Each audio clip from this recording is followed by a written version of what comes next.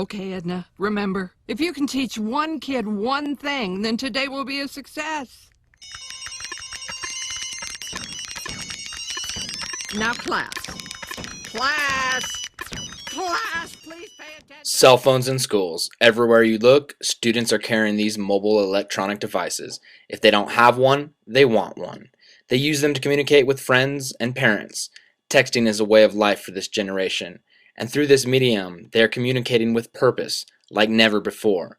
Through the internet and mass media, they are creating a shifting paradigm and a challenge for teachers worldwide. You're children! Why do you all need cell phones? Safety. Emergency. Safety! Educational. Could you at least set them to vibrate?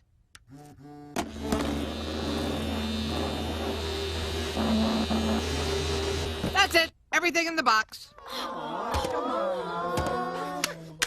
No more gizmos in this class. Banned.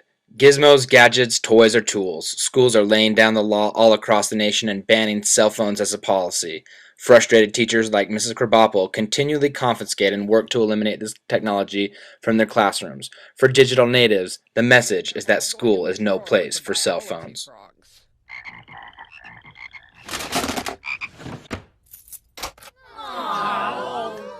Okay, we'll call your bluff. Teach us, using only the knowledge in your own head.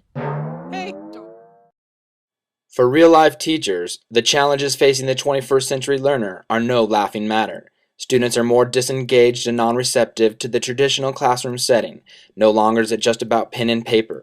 They demand to be plugged in and to work in an engaging, collaborative manner. Students want access to information, technology, and of course, their cell phones. With an estimated 15.5 million teenagers between the ages of 13 and 17 already with their own cell phones, banning their use in school is a lot like an idea they had in another generation, banning bubble gum.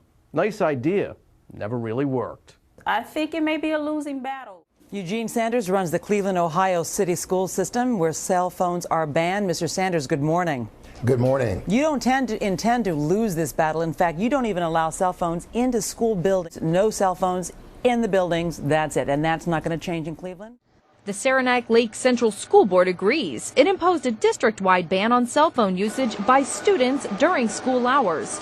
Principal Bruce Van Wielden says Saranac Lake High School already had a policy in place, but thinks a district policy is better. During school hours, cell phones cannot be used during lunch hour, between classes, or on school buses unless permission is given by a supervisor.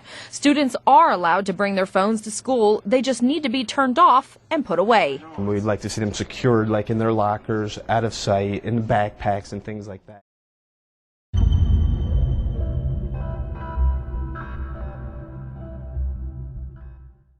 Ban or no ban, kids will find a way, texting under their desks, behind their back, or even in their pocket.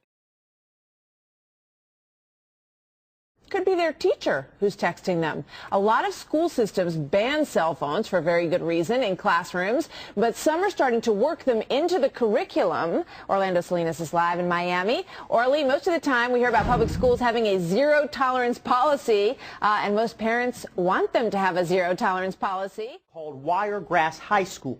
Now, this school is only about 3 years old, and I can tell you this school is not afraid of technology. Now, what happens here is the students at this school, they're allowed to bring their cell phones. They have to register their cell phones at the school, and the teacher in each classroom has a phone list. For example, the teacher in some cases will send out a text to the phones of the students in her classroom. They have to answer by text. In this case, while we were there, text, pictures. The bottom line is you have to have an answer. You go ahead and text that answer in, you push send, and the teacher gets that answer back. Now, the teachers also have blogs. They're putting their entire lesson plans on the internet, and these students with their cell phones, these little mini computers, Martha, they can go ahead and access all that information if they have this special code. They do everything by phone. But when they get back into that classroom and the teacher says, turn it off, that is the bottom line. That is the bottom line. That is the bottom line. And the teacher says, turn it off. That is the bottom line. If they're caught doing something with those phones that they're not supposed to, and the principal told me it has been minuscule, the number of students who have been caught doing something they shouldn't be, If they do get caught, there's a warning. If it happens a second time, they'll take the phone away. Look, this school uses a lot of its own good common sense. God gave them brains. They're using them. They're not afraid of this technology at all, Martha. Needle scratch! That's right. It may seem like the Florida-based school is going against the grain, but they aren't the only ones. Schools in Maryland, Texas, Colorado, and Michigan, and all over the country are beginning to turn these toys into tools for learning.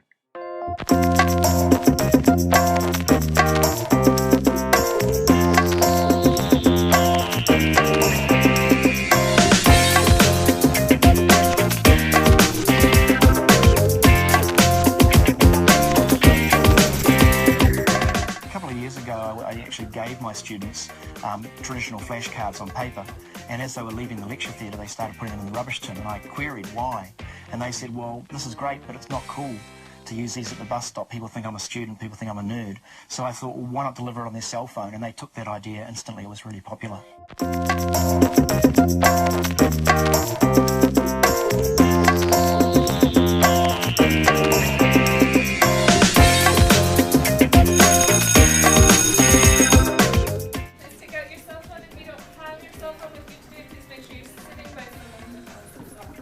Poll Everywhere is a web-based application that allows teachers to ask directed questions as review to students, while they can use their notes and cell phones to respond in a live and engaged format.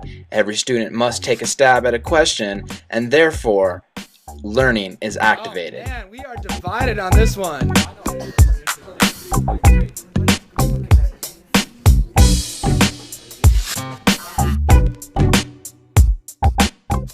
One great thing about Poll Everywhere is that it allows for immediate response and feedback.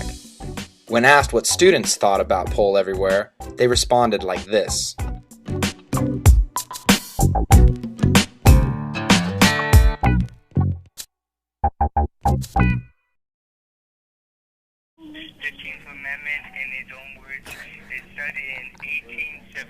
Prove that I can actually listen to myself and hear it, and plus it involves no writing or no paper, so it saves a couple of trees. And so you usually would write stuff down, or do you have somebody else write stuff for you? It would be Miss P that would be writing for me, because my handwriting is terrible.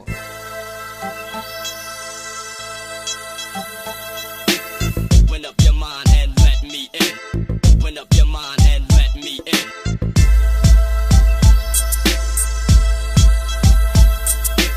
Open up your mind and let me in. Open up your mind and let me in.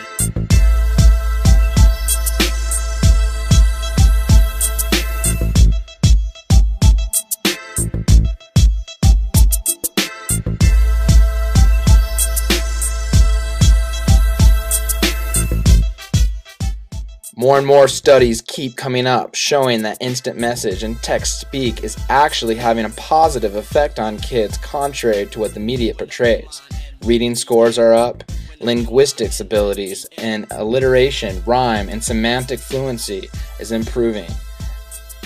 Speaking with purpose and for fun is actually showing that kids are learning language.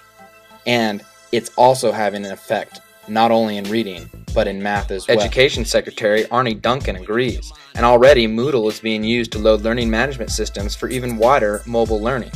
Cal Berkeley is developing a microscope that can be put on the end of a camera phone, allowing scientists and doctors even more freedom. So let's open up the doors to learning and bring cell phones in.